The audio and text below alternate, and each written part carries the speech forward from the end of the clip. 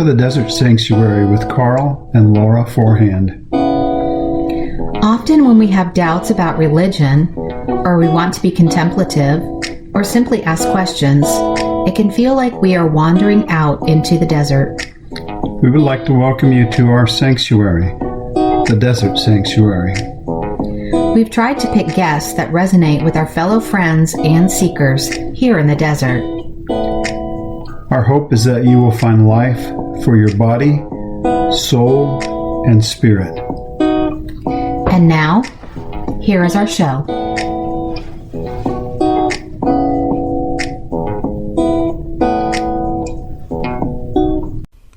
Before we get started with today's guests, let's check in with Karl and JD.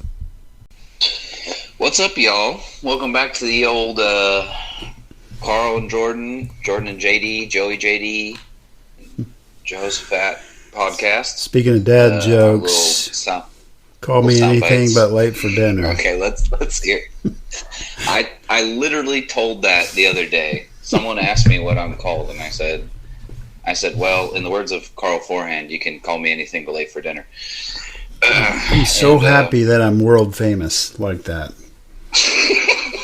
I mean, I believe I've told your jokes probably in 6 or 7 countries now. So yeah, you are technically world famous. You probably underestimate how happy that makes me and how much joy I can pull out of that.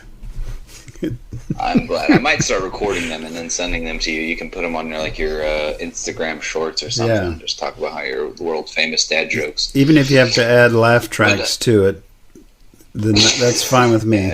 I need that for my ego.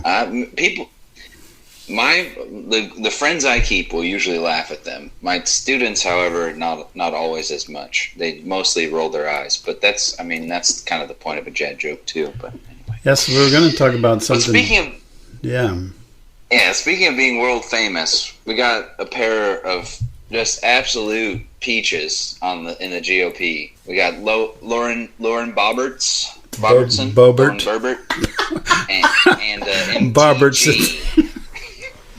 Oh man, Marjorie Taylor Greene. That is a good old home name if I ever heard one. But they're.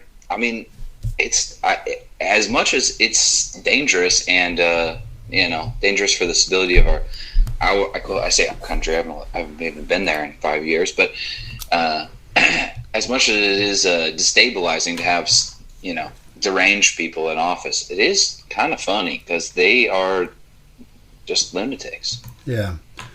So Boebert she is in a district of one of my friends, and he's very unhappy about her. But she was a high school dropout. They own a bar or a grill. Or a grill and bar, or bar and grill. Yeah, I think it's a bar. It's a bar and grill called Shooters, where they literally have armed waitresses. Yeah. But they also wear short shorts, which I would think they would call, if she's a Christian like she claims to be, that would be immodest. They should probably be wearing shawls, right? Prayer shawls, and maybe conceal and carrying. But another fun fact about her is that restaurant once catered a rodeo. And people were shitting blood because she undercooked the pork. Yeah, so that's a fun story too. That is. It's also that's very true. That is a true story. The reason they carry guns is because she made up a lie about a guy dying from a gunshot wound, where it really wasn't that at all. It was a drug overdose, and he just happened to stumble down the block and die somewhere near her restaurant. So her husband's... Well, if conservatives are anything, they are constantly living in a state of fear, so that does not surprise me. Yeah. Marjorie Taylor Greene, of course, chased high school students down the street and harassed them after they were trying to get some attention for their school shooting and the trauma that she chased them down the street and harassed them. So she's a winner too. Hashtag brave. Hashtag brave. Hashtag patriot. Gross. You don't get much braver than screaming at a 16-year-old because their friends were shot in front of them. It's I mean, it takes balls. Let's be honest. And sure. I don't know if you've seen her form when she's doing CrossFit, but it is. I mean, I literally throw my back out watching her. So it's hilarious. Yeah, it's deranged is the word I would use. Yeah. But hey, so we've all got different adjectives, I suppose. So another one of her characteristics is she's polyamorous. Is that the way I understood it? So is she polyamorous? Polyamorous means you're. Yeah, yeah. So I would like to hear your description of polyamorous. Well, I would say, depending on how you look at it, it could be a bit of a swinger, but it means that you're open to relationships of more than two people at a time. Okay, yeah. That's the way I understand it. That is correct. I can teach you a couple new words like polycule as well, which is those relationships. You got to feed me things slow, JD. I'm still working on the right language for everything, and it changes. But I am trying. That's the reason I haven't. Think that's the main thing. That's the reason I haven't written, about the queer community, those types of things in any of my writing. I feel like that and racism, I'm so far behind that it's, I definitely don't want to write as an expert on those things and all. So, just want to keep trying to understand better. And these two women don't help me at all.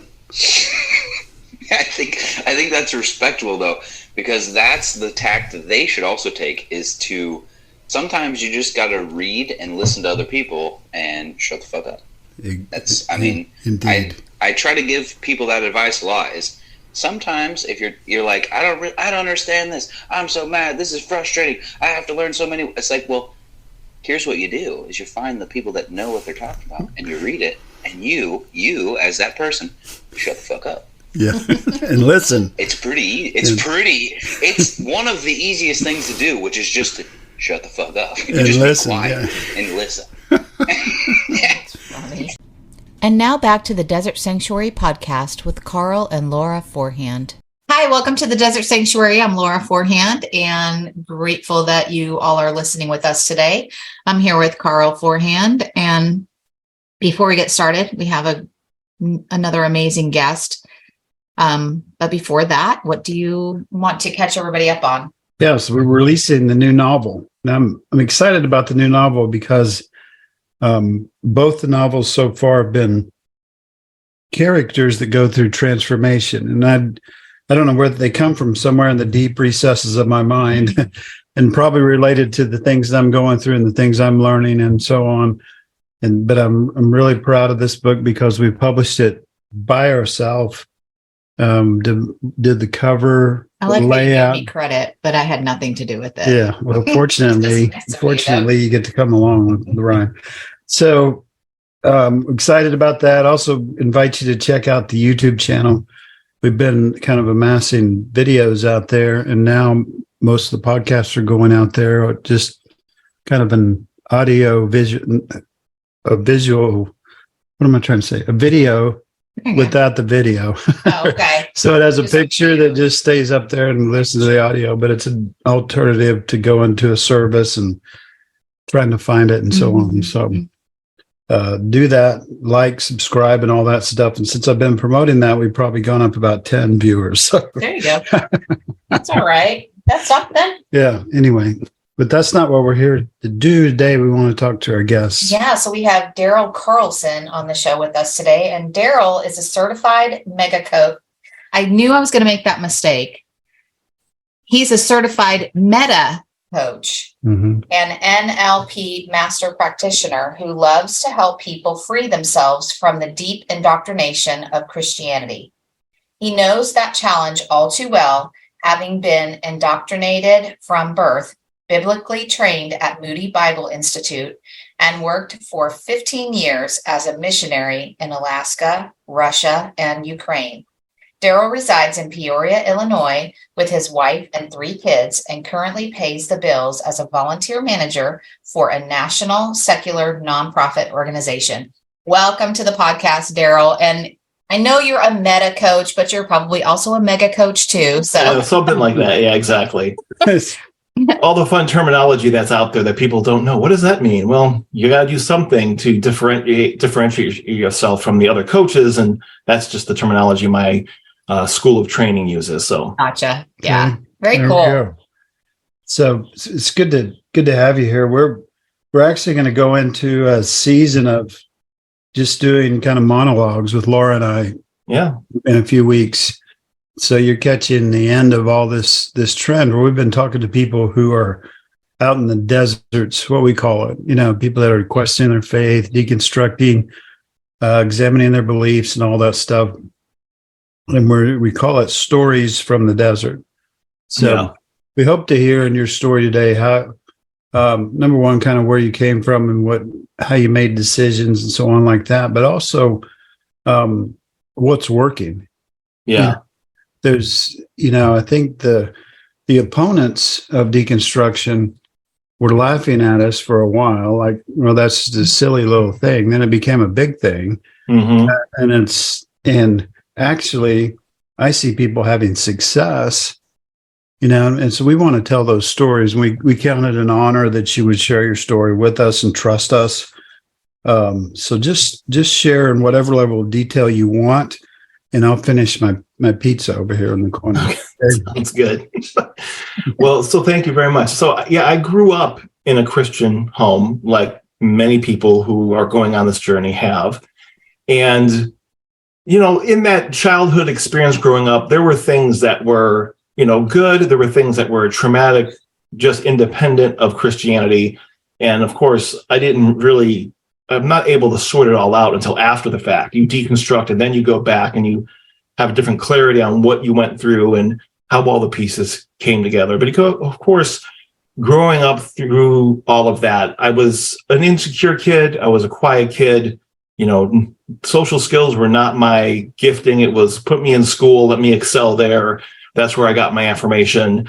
I received my affirmation from going to Sunday school and going to Awana clubs, and I never won the awards there, right? I mean, I wish I would have been one of those kids who memorized the whole Bible and got their great little nifty Awana plaque, but didn't quite do that. But I did well and received affirmation that way.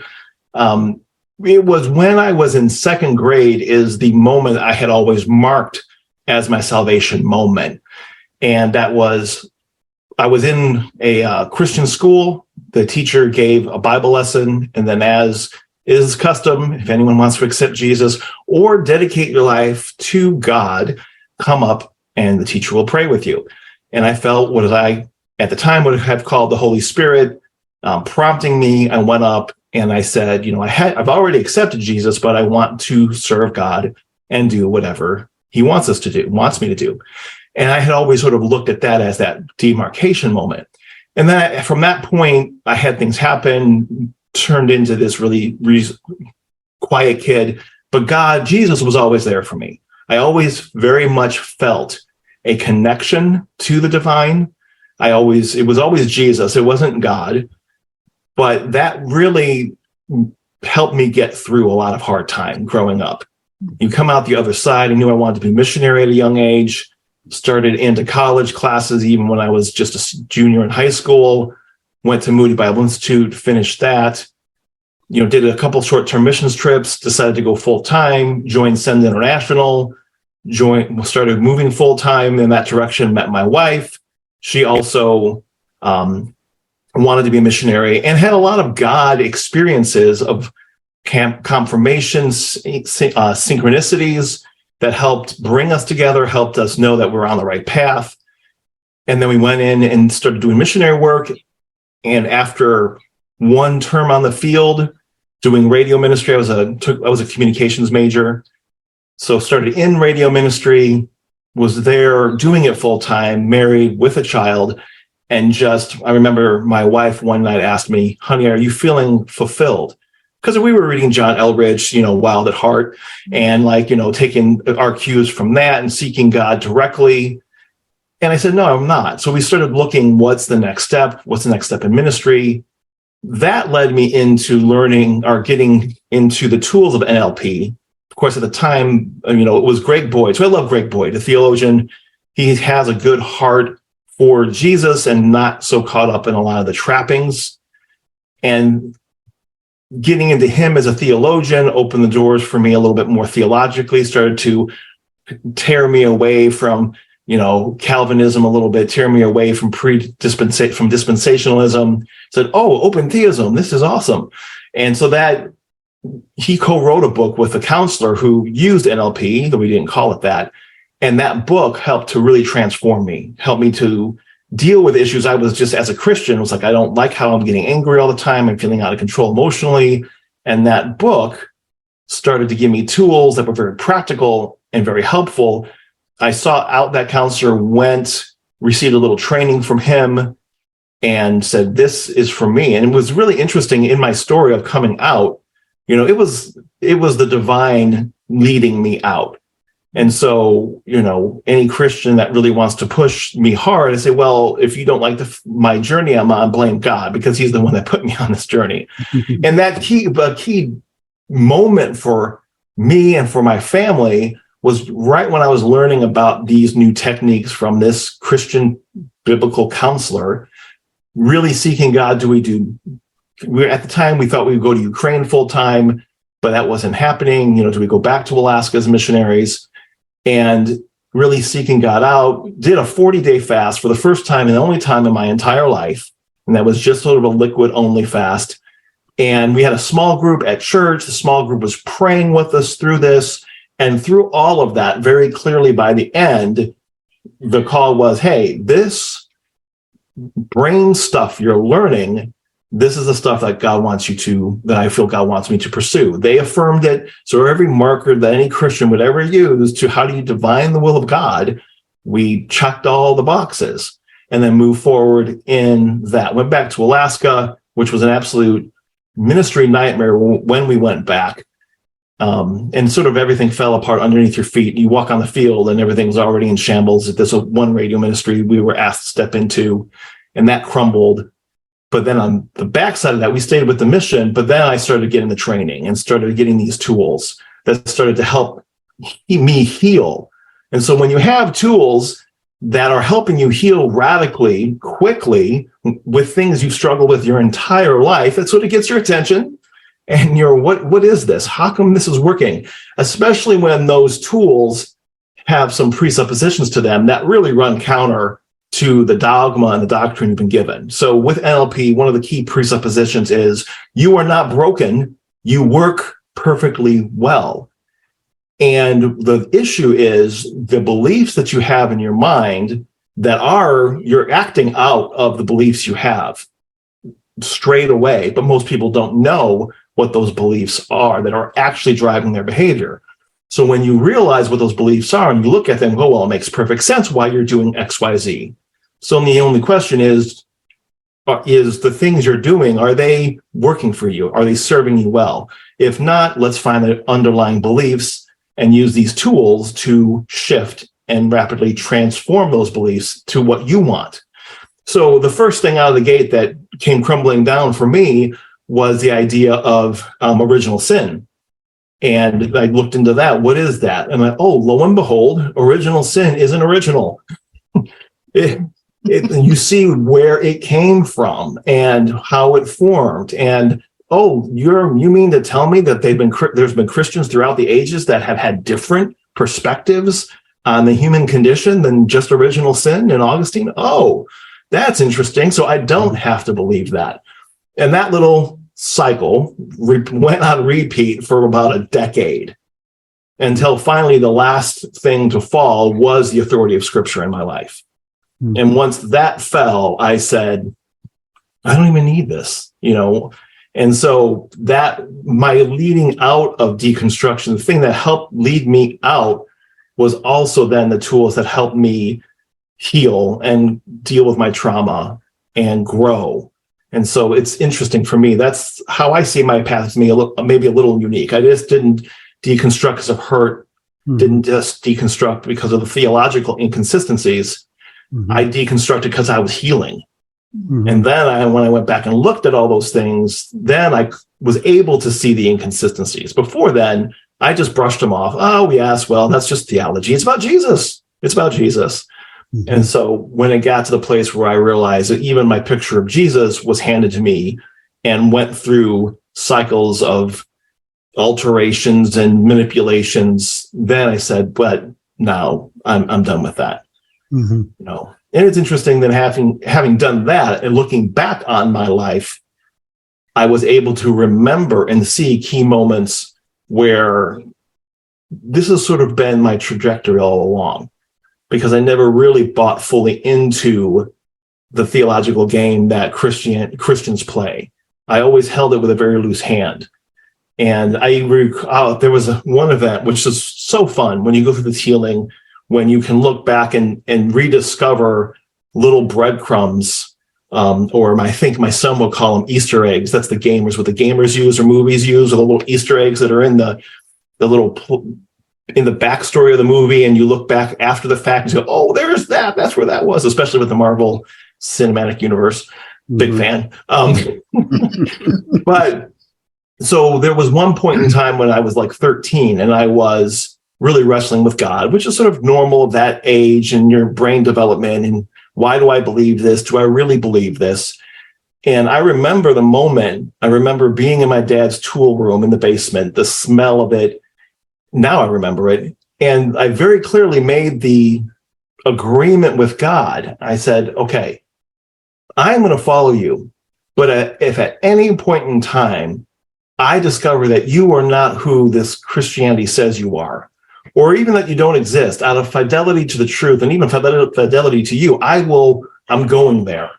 I'm not going to just stay put in that. And it's really interesting. I didn't even realize this. I mean, I forgot all about it, but at that teenage years, I'm sort of proud of myself for that one, to recognize the question, and I didn't have the answer. But again, I was following my intuition. I was following my heart leading. And I was even then trusting that, even a little bit, and saying, well, I'll go here because I'm trusting whatever it is I'm feeling here. And then if I learn something else that helps me go a different direction, I'll take it. So that was really affirming for me. And that was only within the last year, in which I remembered that. Mm-hmm. So that's a nice little quick sweep of the big highlights. So it's crazy. It's a hard journey. It's which everyone knows. You go through this, it. But well worth it. Yeah. Yeah. So we were in a class earlier today called Inner Medicine, and then we've interviewed about 260 people on this podcast. Wow. Most of them told us deconstruction stories about their journey, their evolution, and so on. By far, the most consistent thing that all of them say is, I really started to change, grow, heal, get rid of my toxic beliefs. That really happened when two things happened.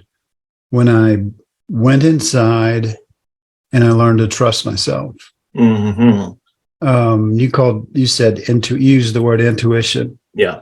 And you also used the word authenticity. And so, I've got to be true to myself. I got to learn to trust myself. And to be honest, religion generally teaches us the opposite of that. Right. Exactly. So can you speak to that? Maybe what you would tell other people. Sounds like you had a head start. You had more of an inclination towards that at 13, right? Yeah. You wanted to be authentic, right? And then eventually you started to trust yourself. And talk about that a little more. Yeah. And so I would never even have realized that I had that inclination so early, because what you get buried under because of religion. And for me, it was just a medical trauma that I had at a young age that really helped me to sort of go inward and sort of shut down a little bit. And then when I started to come out, then I'm still surrounded by all this Christianity, this teaching, this doctrine. You can't trust yourself. so it felt like that, a lot of just constant internal dialogue of self-hatred, someone come save me, heal me, but that never really came. You would get moments of a little reprieve, and you would celebrate it with this grandiose, hallelujah chorus, thinking God just spoke to me. In reality, you got just a momentary reprieve. Now I would say, I think that is still divine breaking through the noise. But for me, yeah, absolutely. When I began to really trust myself, and that training definitely was the beginning of that in that major shift in my life, when I actually realized I'm not broken, that I do work well. It's just a matter of the programming, to borrow the computer language, programming of my mind. And so how do I want to alter that programming? And that started to let me see, oh, wait, I can trust myself. I can lean on my intuition. And that's how that began. And so the more I then deconstructed and saw, one after another, all the doctrines that fall apart, if nothing else, when I realized, oh, here's where they started, they haven't always believed that. So that's not something I can lean on either. Mm-hmm. But then I started to see I can lean on myself. I can understand how I work. I learn how my brain functions, how my beliefs go and manifest my beliefs. And when I understand that and I learn how to adjust that gives me even more control of my life. And then, starting to make friendships was a big piece as well. Aaron Tomlinson is a mutual friend for a lot of us.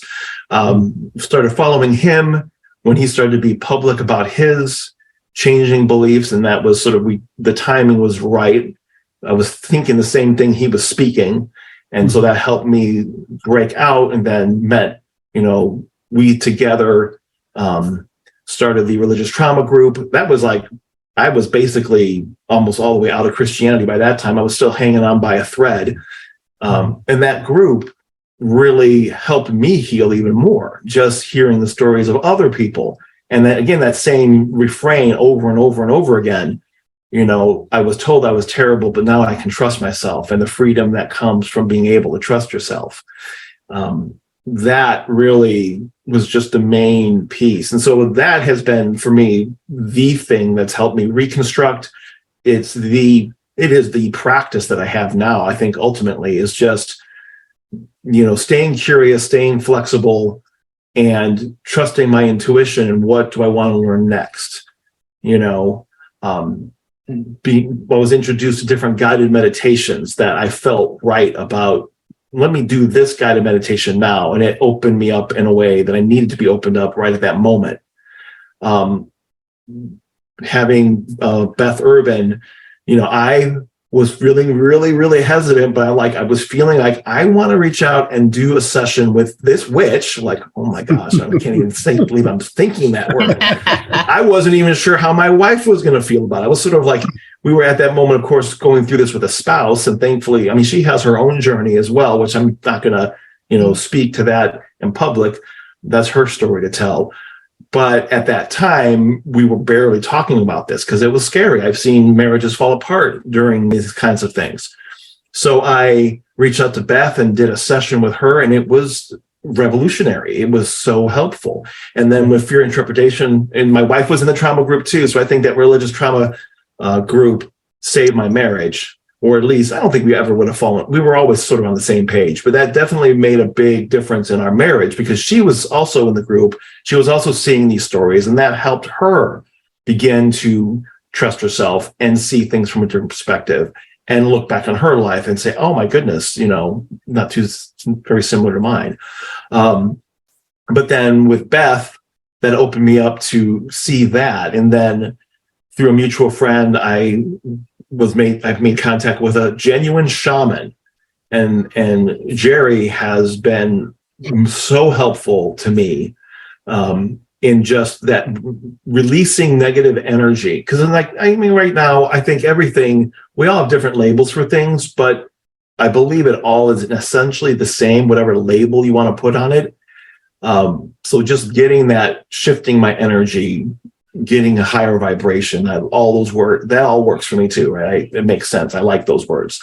But all of that really just all spins around this idea of trusting yourself, and it doesn't look the same for anyone. And actually now I come back and I look back on the words of Jesus, and they still, a lot of them have meaning for me. I don't have to adhere to all of them. It's not all or nothing. I think some of them may have been men trying to play a game or manipulate or just telling the story the best they could. I love the Gospel of John still in a lot of ways.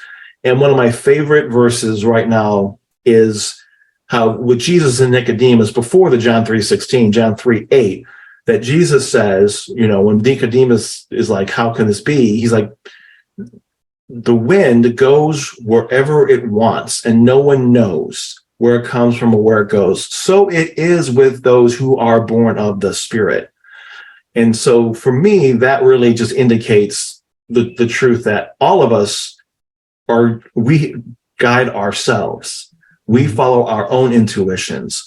And no two paths are going to be the same ultimately, though maybe some of them are going to be similar and we can learn from each other. And I may find a certain path that is helpful and want to adopt it, but I never again have to feel like I have to trust an external system to tell me where to go, or what to do, or what to believe. Mm-hmm. I can trust myself, and I can flow wherever I feel I need to flow and learn whatever it is I need to learn to continue to grow, and then just to help other people do the same. So a little bit long-winded, sort of just riffing off of what you said, but yeah. So what came to my mind, of course, I think very differently. I don't think very theologically or anything like that, but knowing that you and your wife were on this journey, being separate journeys, but still on this journey, how have you been able to foster this sense of intuition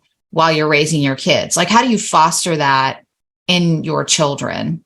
We when our kids were younger, we went to church, and church indoctrinated, and we indoctrinated, and somehow they weren't buying everything that was being sold to them. Thank goodness. But so how have you and your wife been able to kind of foster this sense of autonomy when raising your kids, to believe in themselves, to trust themselves?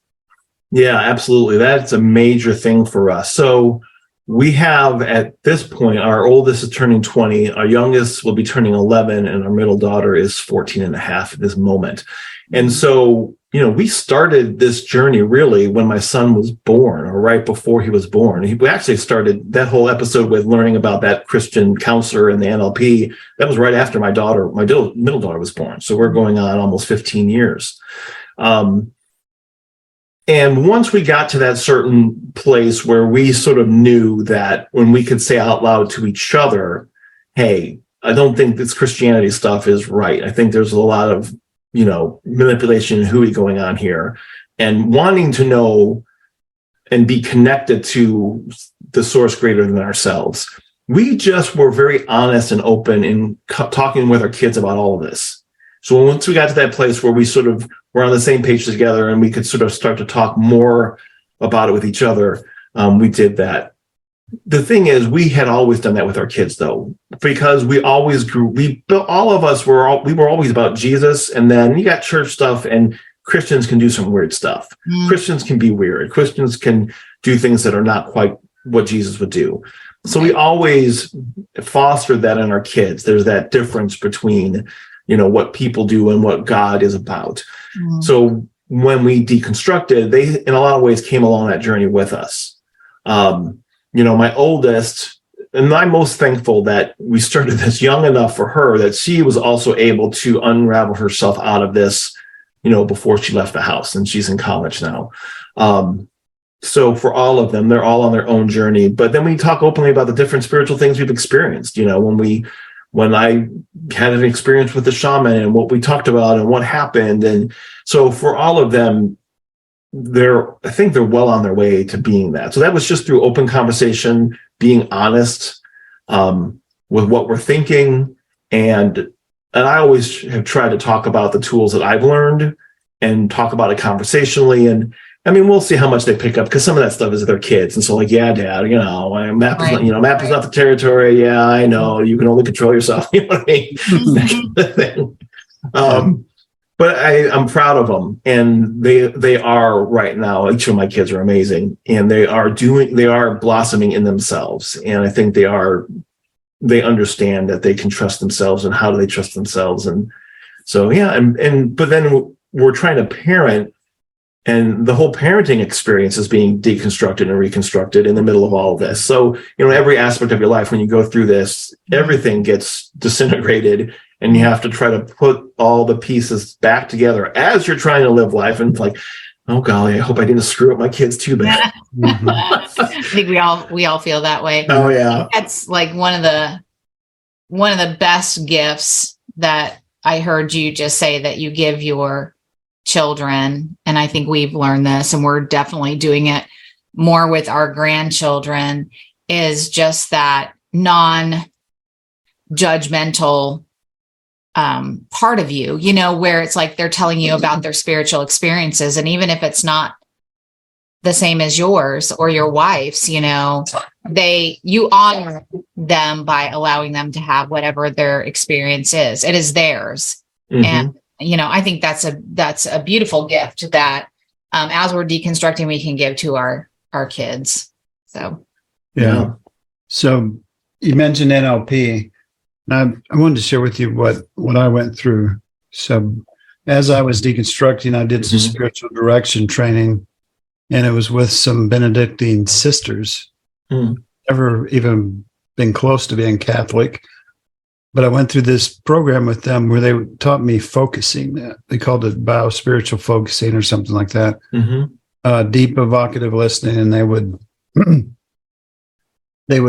encourage me to go inside, and they would say, what do you feel and where do you feel it? And then we'd just be present with that emotion, with that, whatever my body was trying to tell me. And a lot of times it would lead me back to inner child and inner critic and things like that. And I don't remember them ever giving me much advice, but they would simply just be present. And I would say, well, I'm feeling angry, and I feel it, right here in my throat or whatever. And they say, oh, so you feel angry. I'd say, yeah. So I would go on, and eventually the dots would connect, and I'd feel a shift, and things would be different. And like we said before, it's kind of interesting how all of these different modalities seem to kind of come to a similar place. Oh yeah. But tell us about NLP, how that's different or the same or whatever. There's certainly a lot of similarities there, even from what you just said. And I learned it as I also was learning meta coaching. So that came about through Dr. L. Michael Hall. He's a therapist in Colorado Springs, was a pastor, and I'm assuming he had his own deconstruction journey. Only he's never said anything about that, but I can infer. But then as a counselor, he was one of the early people to adopt and learn about NLP. That's right when it was first began, even in the 70s, early 80s. And he learned those tools, and he brought them to his practice. And that practice, just like he lost all his clients because hurry up and find some other ways to make money. This is not going to work. So, but NLP is a communications model primarily. And it's used to understand how beliefs work, how language plays into that, and then how you can use the words that you say to others or yourself to shift beliefs. So neuro in the brain, linguistic, language, programming yourself. And he used that, and he modeled out, and he studied out the coaches. So at the time, coaching was sort of still a new thing, but he found the coaches that were like genius. They were magical. They were so good at it, but they didn't know why they were good at it. And he went there and he modeled it out. He broke it down using the NLP tools. And then he realized, oh, this is how you can coach with excellence. And here's the structure and the pattern and the rhythm. And so he could break it down and then teach it. So I learned all of that at the same time. So it had some cognitive behavioral psychology, developmental psychology, Maslow's hierarchy of needs, NLP, So it really was a sort of mashing of everything. So it wasn't, for me, it's all sort of intertwined. But with NLP, it is about modeling out what's going on. So, Karl, when you were saying you felt something and then you were encouraged to locate it in your body, I mean, we do the same thing.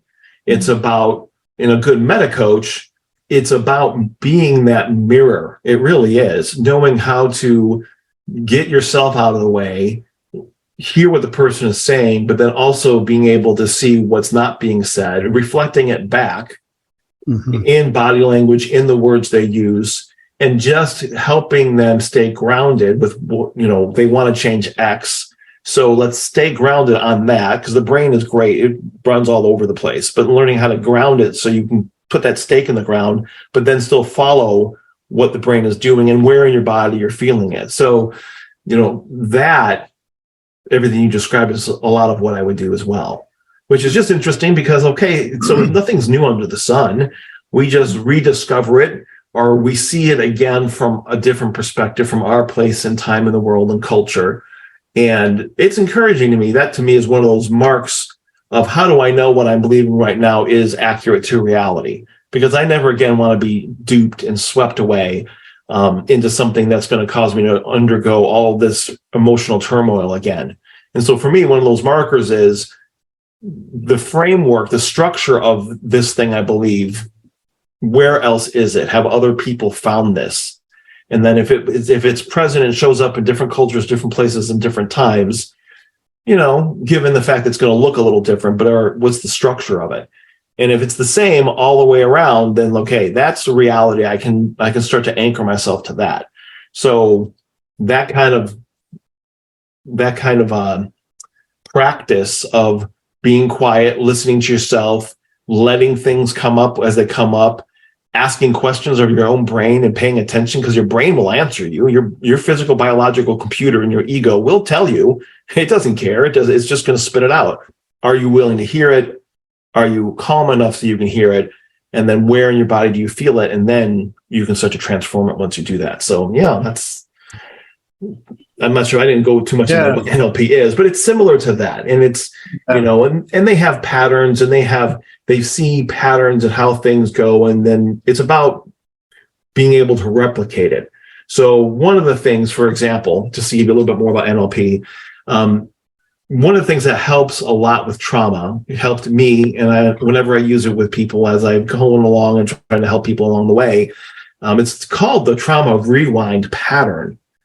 And it's just when you engage your imagination in this certain way, and all of the pieces of this pattern you run, it's a game you play, or it's a meditation. I guide someone through it. They engage it in their mind, really with their imagination, and fully embody it, and just let yourself play like a kid and be like a child again, and just guide them through this certain way of finding that old trauma.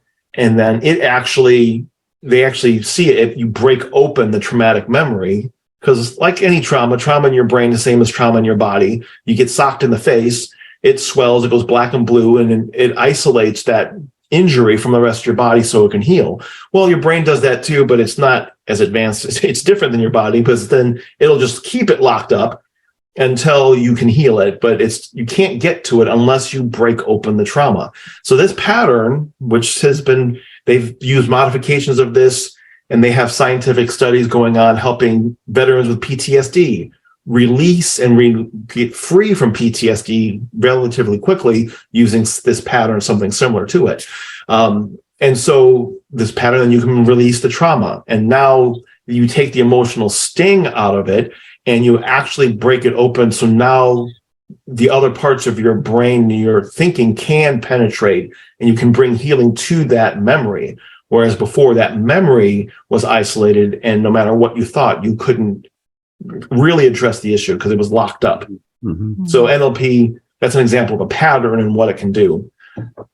Mm-hmm. So what you're telling me is that trauma never gets better when you say, well, it'll be okay, or God's in control, or maybe God will do something about it someday, or we'll pray for you. Or we won't know this side of heaven. We won't. you'll be better in heaven or something. None of that helps bypassing it. We call it spiritual bypassing. Yep. None of that helps. I was also noticing that you, Jason Elam asked me in the Parenting Deconstructed book, he asked me when he was interviewing me about that, he said, so you say your children learn to think for themselves. He said, how do you do that? How do you teach your children? And I was thinking about what you just said about your children, and it starts with a level of respect, and autonomy, giving them autonomy and respecting them.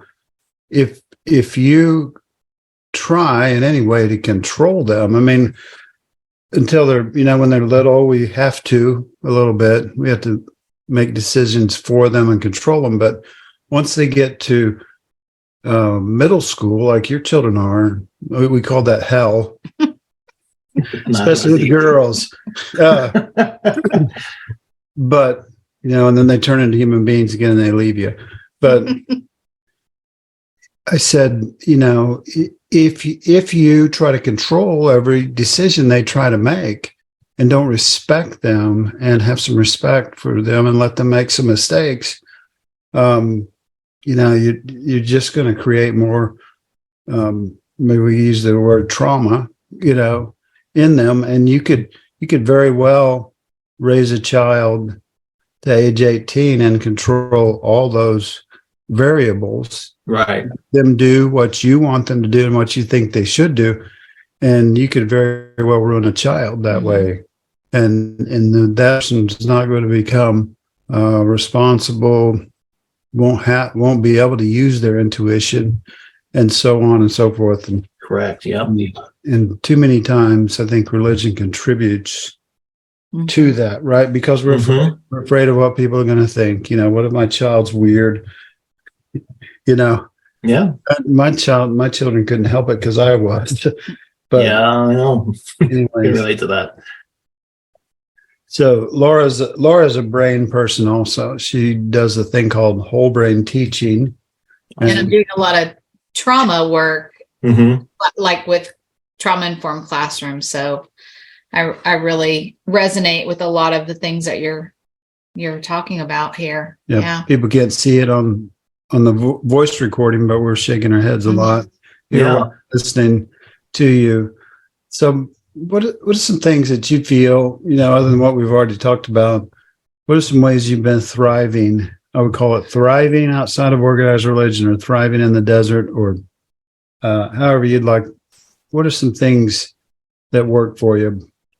I think for me, it really is ultimately, so practice, I'm trying to figure out how meditation works for me really well, and developing that more. I've found like Reality Revolution with Brian Scott. I was introduced to that through Aaron. A lot of great resources on that. He's very eclectic and covers a whole lot of different things. So anyone from any perspective, I think, would gain a lot of insight from that. Some stuff people, you can take and leave whatever you want. But some of his guided meditations have been really helpful. So I'm learning how to meditate on my own. So that's part of the practice. I'm right now starting to get into and trying to learn how automatic writing works.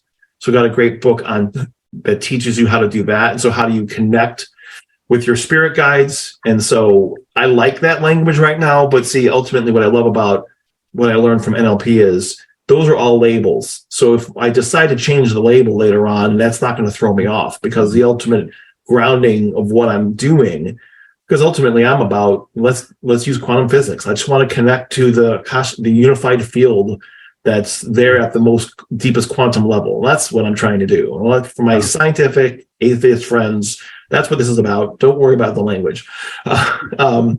So those practices, the automatic writing, I'm excited about trying that. Deepening my meditation practice is a really key thing for me right now. And then my deepest struggle all through my life has been being present in the moment. And so I'm going to just be honest with everyone, because sometimes just being honest can help somebody else. With everything I went through as a kid, my default protective measure was to zone out and to sort of disappear, even if I'm in the room, and not really be listening. Mm-hmm. And so that is a long-term habitual thing that most certainly has not helped in the family dynamic and with raising my kids and in my relationship with my wife.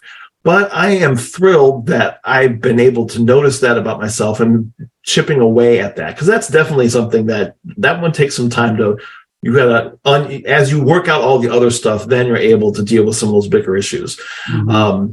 So just being present and, not so worrying about the future and beginning to find ways to trust and know that when you can just be present and have that joy in this moment, there is a real sense that those things are going to work out. They can work themselves out, not like necessarily woo-woo, like it's going to come in out of nowhere.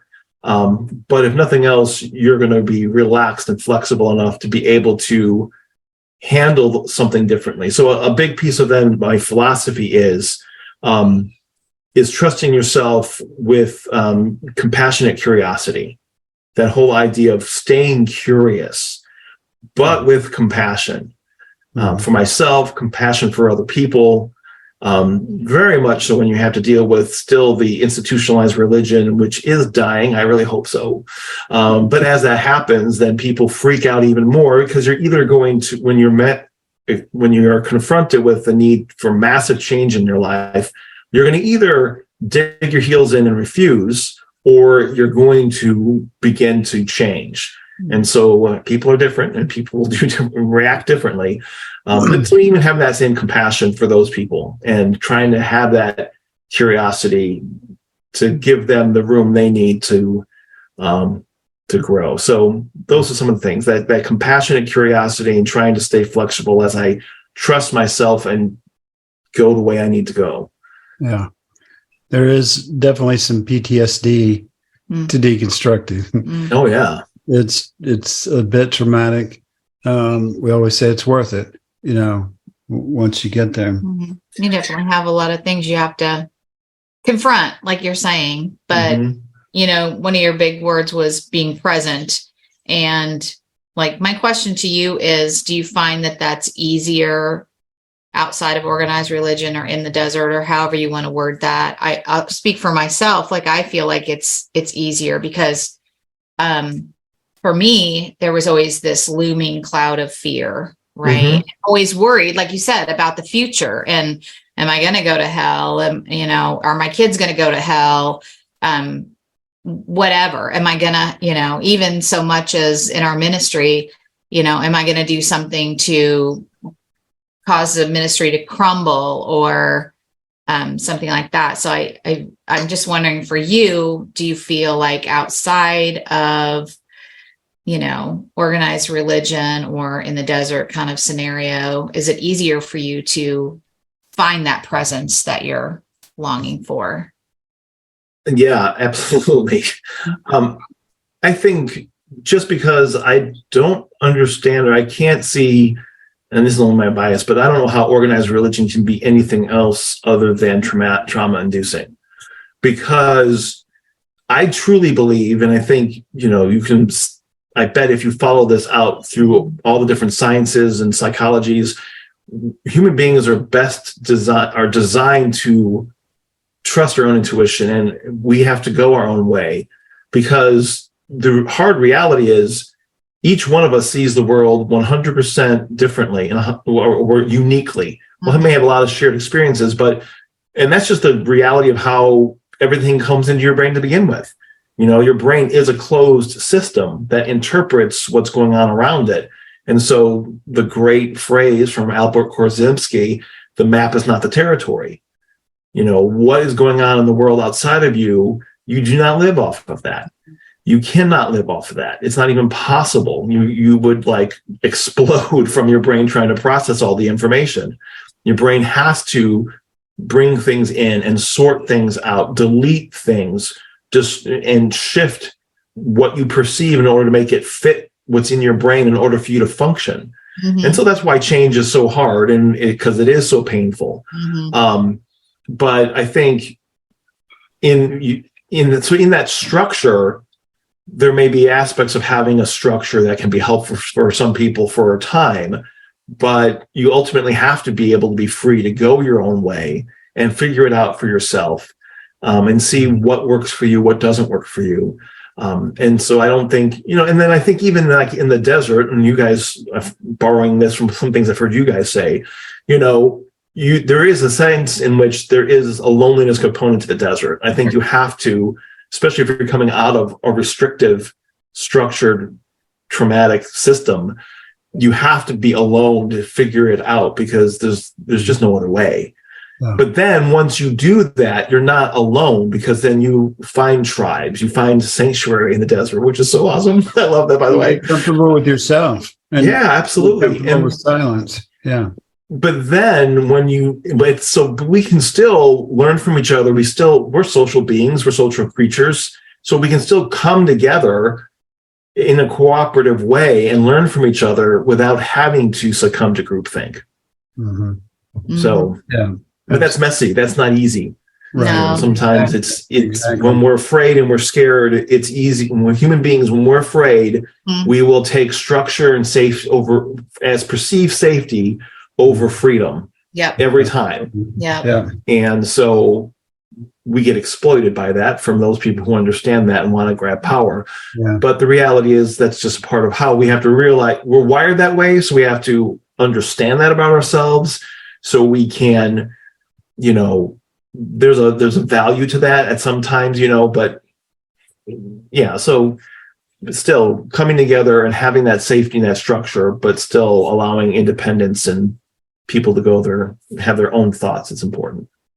I think what you said is so encouraging to people that might find themselves at the beginning of their deconstruction journey, because that is something I remember vividly. And I'm at this point in my life, I'm really grateful that I remember it, being very lonely when we first started to deconstruct, but then like how important that being alone is, because that's when you really get a chance to ask yourself those questions that, and you get to know yourself. Like exactly. That was the only way that I got to know what makes me tick, rather than that group think, like you said. So I think that's so, I hope that people that are just deconstructing, starting their journey, find some comfort in that it's okay. But there are people, like you said, that know what that feels like. Yeah. And so, you will find your sanctuary, you will find your tribe, you will find people that can say, I've been there, I'm still there at days, and let's journey together. So yeah, beautiful. Yeah, because even when you journey together, you still are the only one that can feel what you feel, and the pain and the discomfort can be, if you let it can be a catalyst to help you grow even better, or grow faster, or learn something you never would have learned otherwise. So, the old drill sergeant used to say, embrace the suck. Like when you have to do something you don't want to do, but you need to do, and it sucks. And I love it, because don't sugarcoat it. Don't pretend, don't bypass it. Don't pretend, oh, everything's fine. The Lord is in control. God is good all the time. No, embrace the suck. Yeah. And in that embracing of it, you are embracing an emotion, a part of you that is valid, even though maybe you don't like it right now.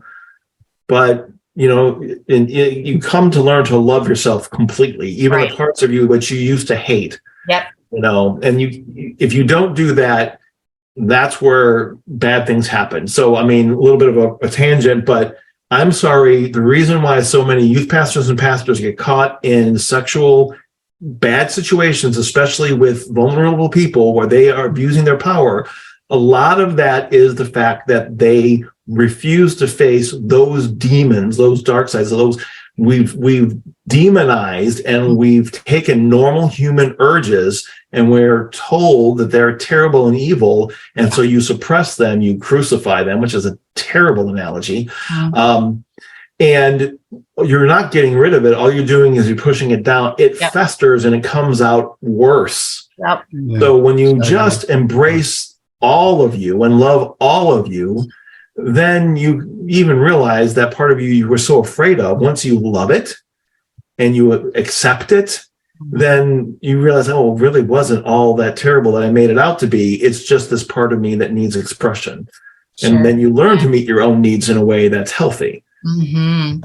It's really good. So we wrote the book Out in the Desert, and the biggest pushback we get about that book when we ask people to evaluate organized religion in the 21st century and think through some of these things, the biggest pushback we get is that people say, well, I need community.